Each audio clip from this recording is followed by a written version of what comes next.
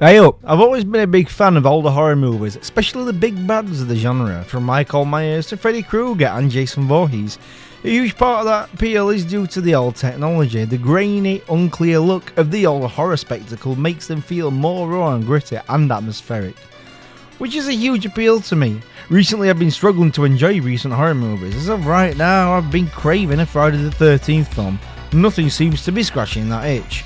I was chatting with a few friends. You don't have any friends in them. You won't have a life to make friends with if you don't shut up, JJ. Get out. I was chatting with a few friends that I recently unsubscribed from life, and they suggested that I check out a new film that is basically Friday the 13th with a different name. So let's check out In a Violent Nature.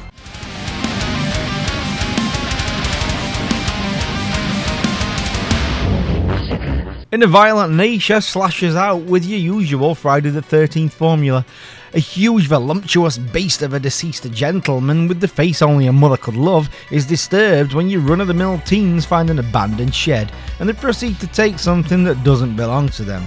Like me when I used to steal chomps from corner shop. But luckily for me, the owner of the fine establishment from which I stole didn't stalk me and my friends and those subscribers from this life.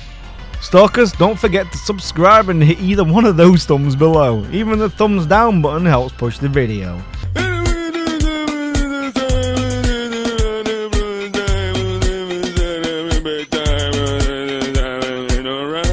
I said earlier that In a Violent Nature follows the Friday the 13th formula. It does, however, still manages to start out as its own thing and not stand out like the chap that indulges in a bit of window licking. I'll take the double glazed, please. In a Violent Nature uses the sounds that Mother Nature provides, and they experiment on how films like Friday the 13th would look from the unsubscriber's perspective. There are a ton of long scenes where you see the bringer of misery strolling through the woods to get to the thieving fleshbags that took his property. The young adults in this are annoying, and they mirror teens from any Friday the 13th film. However, the difference with the movie is there's no naughty, unlike in the Friday the 13th films. There's a ton of practical effects for the people that love to see the ingredients of a human when it's been deconstructed and sent to the underworld. Because thieving teens are bad and they deserve it. The unsubscriptions in this are brutal. Terrifier and Terrifier 2 kinds of brutal. Although I do take issue with this, and I'll elaborate on that soon. I can see exactly why people enjoy In a Violent Nature, but I understand it is what it is, and that's what it was going for. And it's done exceptionally well. However, it's not my lovely cup of Yorkshire tea. I've seen this movie before, but better. So some of my friends that I've been talking to, and a few YouTubers that I've watched the reviews of, have spoken about how disturbing this movie is and how shocking the kills are. And you know, after seeing it, they really aren't. I didn't find them to be, because it's a long time horror fan. It's stuff that I've already seen before, so I didn't find it to be that shocking at all. Are they creative? Yes, but not as shocking as expected due to there's no music to build up the unsubscriptions either. To me, this movie is made to be gritty, and it looks way too crisp and clean for me.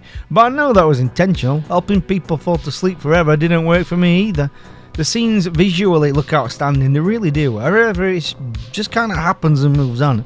There's no build up to the deed with dramatic music, and part of the reason why horror is so iconic is due to its music. There's no feeling of impending doom and terror, which left me feeling disappointed. It was like eating chocolate without sugar in its recipe. It's extremely plain for me. If you're an artsy chap or chapette, you'll most likely enjoy In a Violent Nature. I'm an artsy chap myself, but I like lashings of sugar and spice in my art.